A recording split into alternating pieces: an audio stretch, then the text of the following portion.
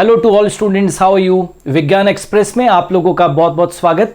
और हम फिर आज इन्हें एक नए टॉपिक के साथ में आज का वीडियो शुरू करें उससे पहले जितने भी चैनल पर नए लोग हैं उनके लिए इंफॉर्मेशन कि यदि वो चाहते हैं कि विज्ञान एक्सप्रेस के सारे वीडियोस की पीडीएफ्स अवेलेबल हो जाए तो आपको गूगल प्ले स्टोर पर जाकर super Guru the learning app को डाउनलोड करना होगा। जब आप डाउनलोड कर लेंगे तो वहाँ पर आपको एक विज्ञान एक्सप्रेस का फोल्डर मिलेगा। उसमें आज तक के जितने भी वीडियोस बने हैं 80+ वीडियोस बन चुके हैं उसके पीडीएफ्स अवेलेबल हो जाएंगे और आने वाले समय के अंदर भी आपको बहुत सारे वीडियोस अवेलेबल होंगे, उनके पीडीएफ्स आप लोग आसानी से डाउनलोड कर पाएंगे।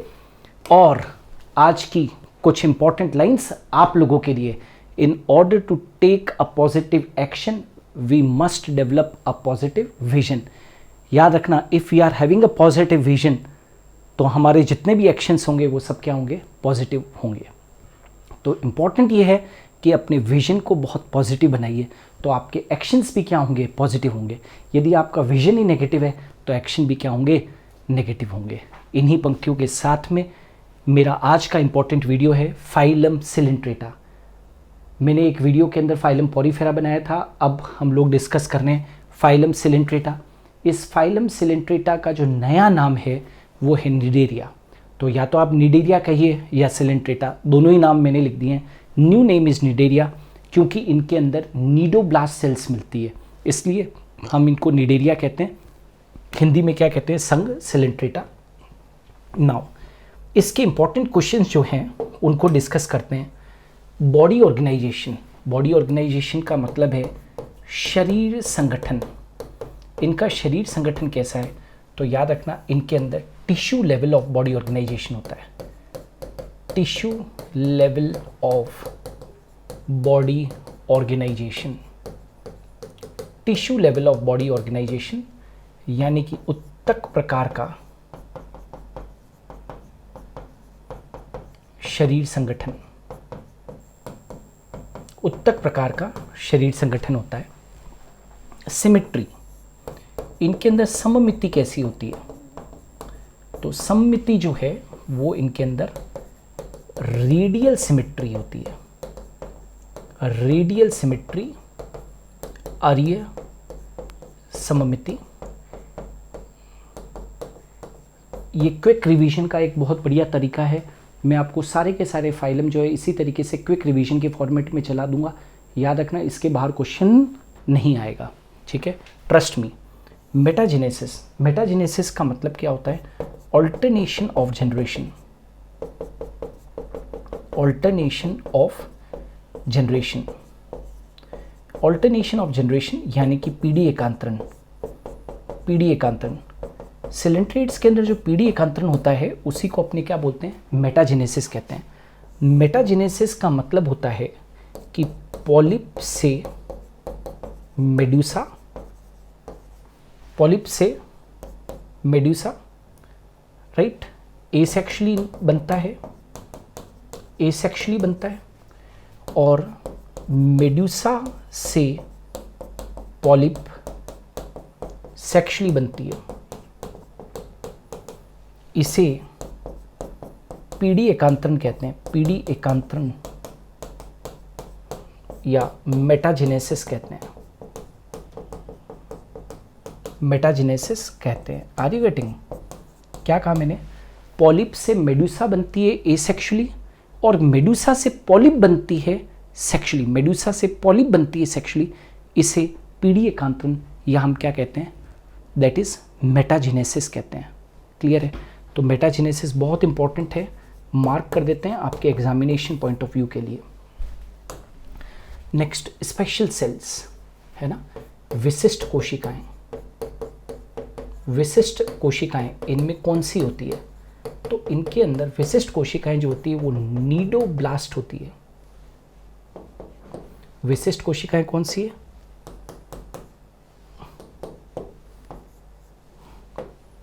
नीडोब्लास्ट या नीडोसाइट सेल। क्या काम होता है इनका और रोल क्या होता है? अटैचमेंट, अटैचमेंट, डिफेंस और capture the prey, capture the prey. ठीक है, इनका काम क्या है? अटैचमेंट, डिफेंस और कैप्चरिंग द प्रे, शिकार को पकड़ना। कैप्चर द प्रे का मतलब है शिकार को पकड़ना, सुरक्षा, और अटैचमेंट, किसी से चिपकना, ये निडोब्लास्ट सेल्स का काम होता है। जर्म लेयर्स, जनन परतें, तो इनके अंदर जनन परतों के बिहाव के ऊपर देखें तो ये डिप्लोब्लास्टिक होते हैं, डिप्लोब्लास्टिक होते हैं। ठीक है, इनके अंदर 2 लेयर्स होती है, कौन कौन सी? एक तो एक्टोडर्म और एक होती है एंडोडर्म, और इन दोनों के बीच नॉन सेल्यूलर जिलेटिनियस मीजोग्लिया उपस्थित।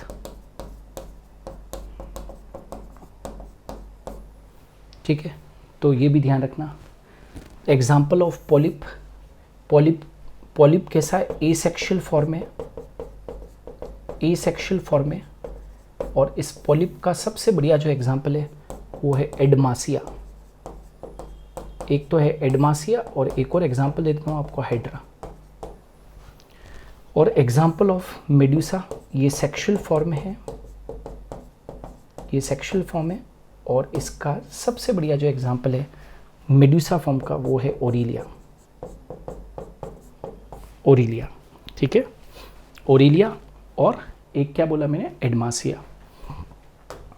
अब आ जाओ सिलिंट्रेट्स विच हैव एक्सोस्केलेटन, है ना, जिनमें कैल्शियम का बना, जिनमें कैल्शियम का बना बाह्य कंकाल पाया जाता है, बाह्य कंकाल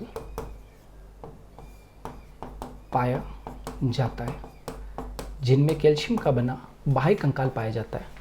तो एक्सोस्केलेटन, सिलिंट्रेट्स विच हैव एक्सोस्केलेटन, जिनमें कैल्शियम का बना बाह्य कंकाल पाया जाता है। तो बाह्य कंकाल जिनमें होता है वो कौन होते हैं? कोरल्स होते हैं। इंपॉर्टेंट है, एग्जाम में क्वेश्चन पूछा गया था, कोरल्स। बॉडी कैविटी, शरीर गुहा कौन सी होती है इनके अंदर? तो इनके अंदर सिलेंट्रोन होती है। इसी सिलेंट्रोन को हम पैरा या गैस्ट्रोवेस्कुलर कैविटी कहते हैं, गैस्ट्रोवेस्कुलर कैविटी। ठीक है ना, इसको हम क्या बोलते हैं? Gastrovascular cavity. क्यों? क्योंकि ये digestion plus distribution of food दोनों करती है। Digestion plus distribution of food, ये भोजन का पाचन भी करती है और वितरण भी करती है, पाचन भी करती है और वितरण भी करती है, इसीलिए इसको गैस्ट्रोवेस्कुलर कैविटी भी कहते हैं। ठीक है, भोजन का पाचन और वितरण दोनों रोल होते हैं इसके। पाचन कैसा होता है? तो सिलिंट्रेट्स की सबसे बड़ी विशेषता है कि पाचन intracellular as well as extra cellular दोनों होते हैं। एक्स्ट्रा सेल्युलर, बाह्य कोशिकीय पाचन भी होता है और अंतः कोशिकीय पाचन भी होता है। अंतः कोशिकीय पाचन दोनों होते हैं। एसेक्सुअल रिप्रोडक्शन, अलैंगिक जनन, आप सब जानते हो हाइड्रा के अंदर बहुत डेवलप्ड होता है। एसेक्सुअल रिप्रोडक्शन बाय बडिंग, मुकुलन के द्वारा। इतना तो सबने सुना ही होगा कि हाइड्रा के अंदर मुकुल बनती है, बड बनती है, समझते हो। Asexual reproduction. चलो, सेक्सुअल रिप्रोडक्शन, लैंगिक जनन किसके द्वारा हो रहा है? लैंगिक जनन, तो इनके अंदर जो लैंगिक जनन होता है वो किसके द्वारा होता है? बाय गैमेट्स, स्पर्म और ओवम के द्वारा, है ना, युग्मकों द्वारा।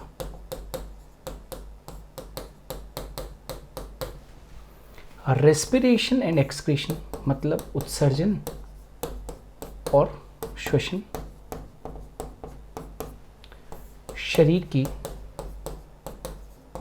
सामान्य सतह से विसरण द्वारा, मतलब bye general body surface through diffusion, bye general body surface through diffusion, शरीर के सामान्य सतह से विसरण द्वारा। नर्वस सिस्टम, तंत्रिका तंत्र कैसा होता है? तो इनके अंदर डिफ्यूज्ड होता है, मतलब विस्तृत प्रकार का, डिफ्यूज्ड टाइप होता है ना। और इनके अंदर कैसे होते हैं? एपोलर न्यूरॉन्स होते हैं,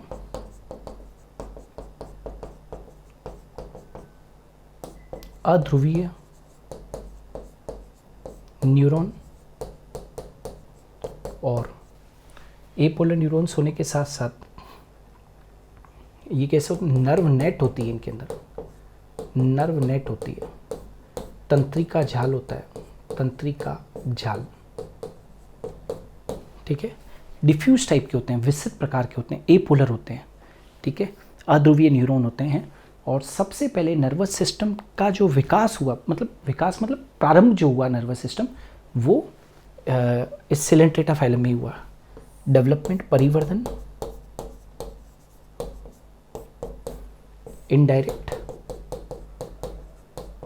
इनडायरेक्ट मतलब अप्रत्यक्ष, और आप लोग सब जानते हो अप्रत्यक्ष का मतलब होता है larva present, larva present. Development, परिवर्धन, इनडायरेक्ट, और लार्वा प्रेजेंट होता है।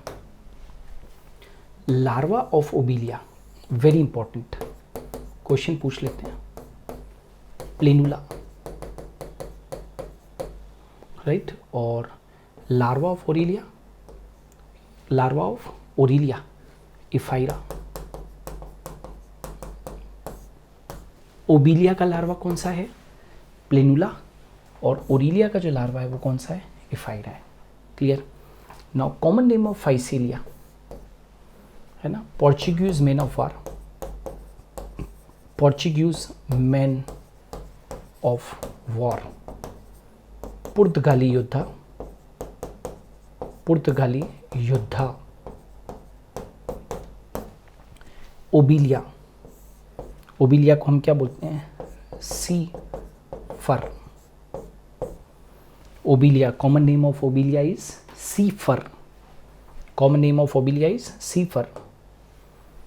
ओरिलिया को हम क्या कह देते हैं commonly? Jellyfish. Pennatula, common name, इसका common name of Pennatula sea pen, ठीक है। समुद्री कलम भी कहते हैं इसको, समुद्री कलम। कॉमन नेम ऑफ गोर्गोनिया सी फेन, समुद्री पंखा।